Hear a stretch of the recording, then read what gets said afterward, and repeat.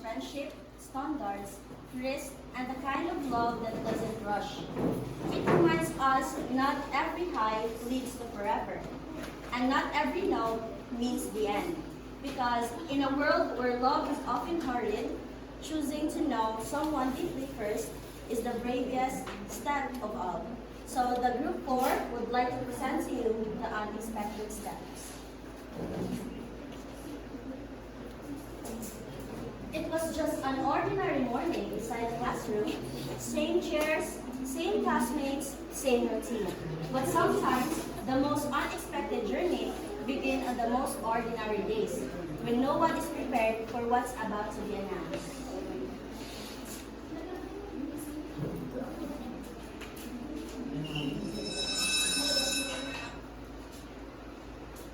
Good morning, class. Good morning, ma'am. Sit down. So, today, I have some announcement. So, for your final project, you will be having a performance task. And the inyong performance task is a dance presentation. The classroom suddenly filled with mixed emotions, some excited, some already tired just thinking about practice. Do you have any questions or clarifications? None so far, ma'am. Okay, plan, class dismissed.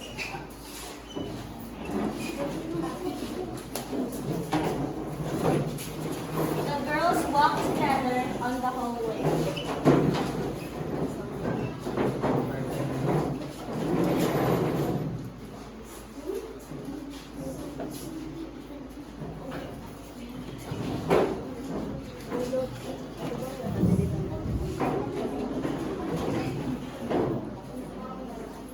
OMG guys, I'm so excited. Manayang na punta.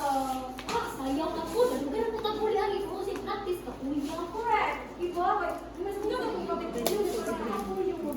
Girls, pag pinasuoin, may pagkawalan ng something. Let's go!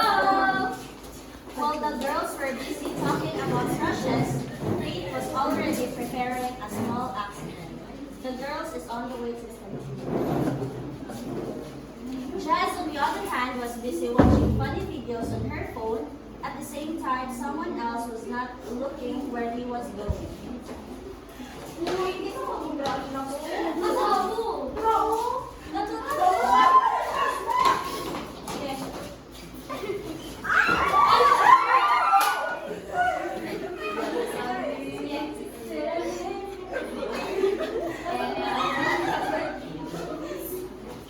Basta ka, uy! What's where you're going?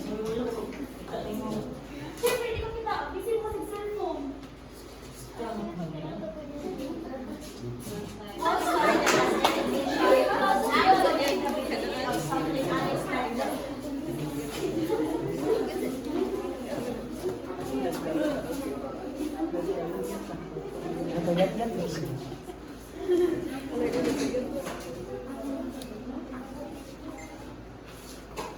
Ilang manggong kabyong na.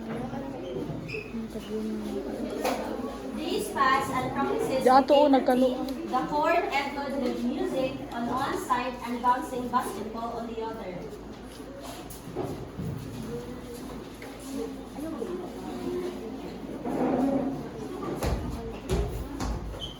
Marco noticed Jazz while playing. Jazz accidentally flashes Ivy. They make eye contact. Marco rings. Okay, girls. From the back.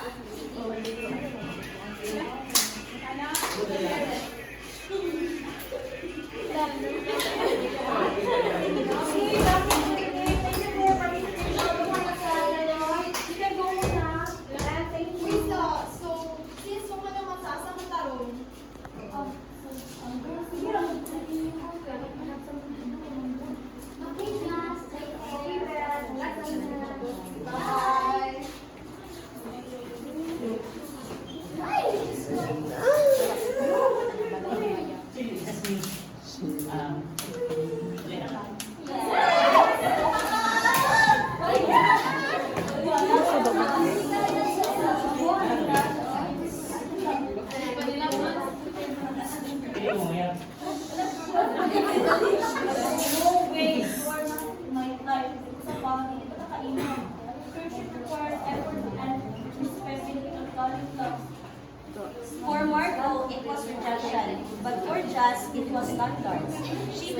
love should not be rushed, especially with someone you barely know.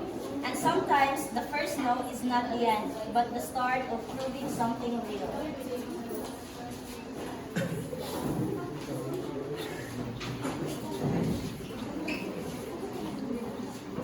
As Jaz's world slowly began to change, not everyone around her feel at ease. When her heart started to open, someone close to her chose to guard it instead. Because sometimes, the people who love us the most are the first to notice what is try too hard to ignore.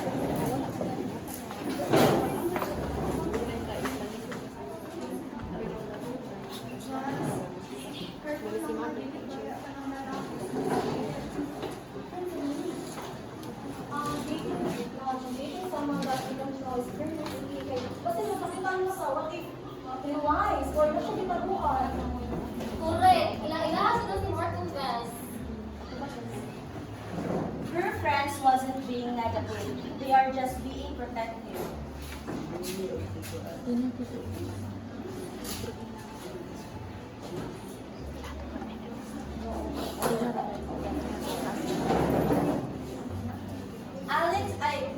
Jazz sees Marco laughing with another girl.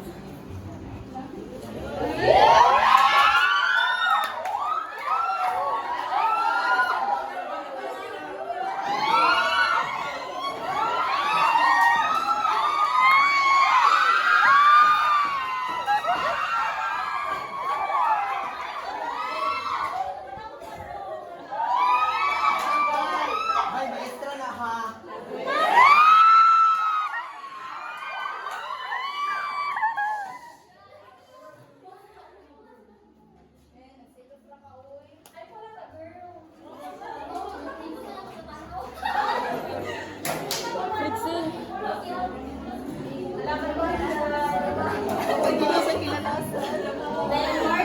Then Marco noticed Jazz. Uy, paano ba?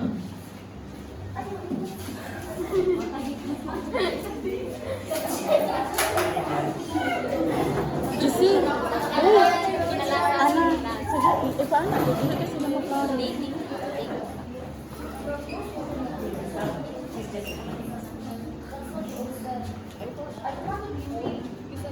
Charity na.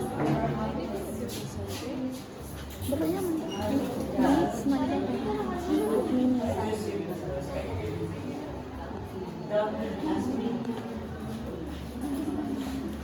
I'm scared, Marco.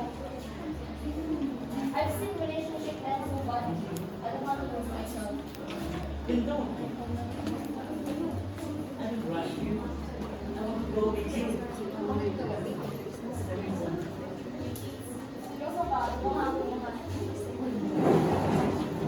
Conflict with the very set. It reveals their fear, and real feelings begin where pride ends.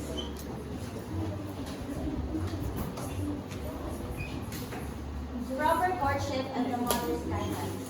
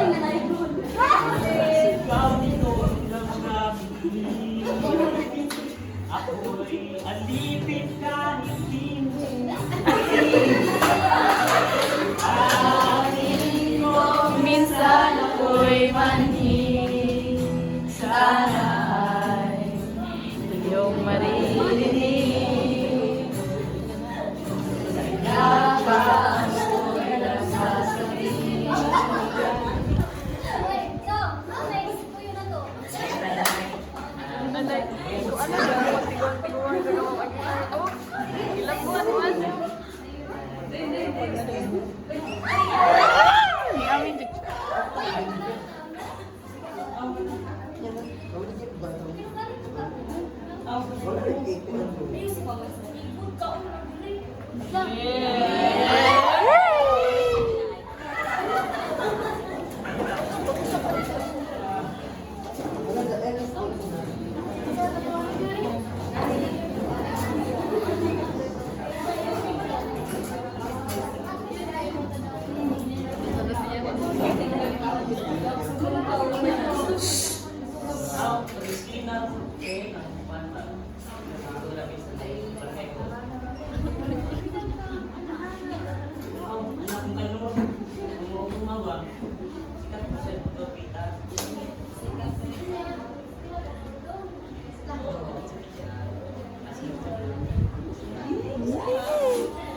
you.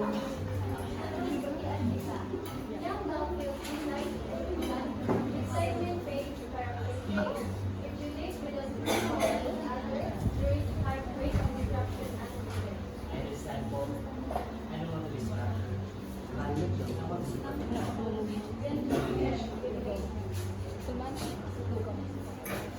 A mother's wisdom is a protection in disguise.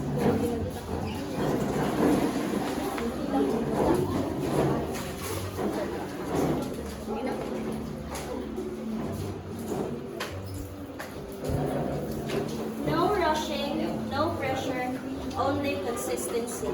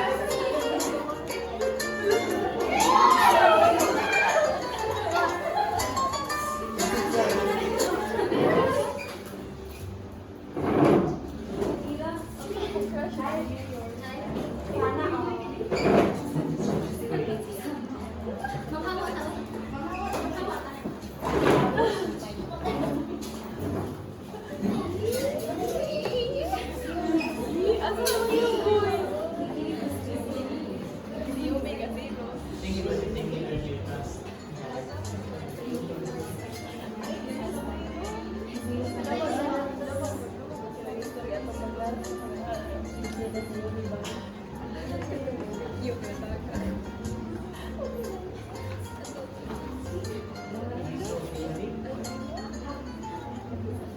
Yes, but promise me, when love becomes a destruction, you choose growth over romance, okay?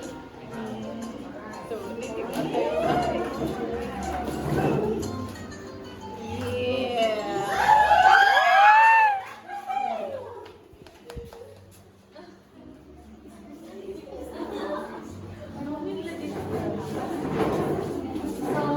love without trust becomes fears.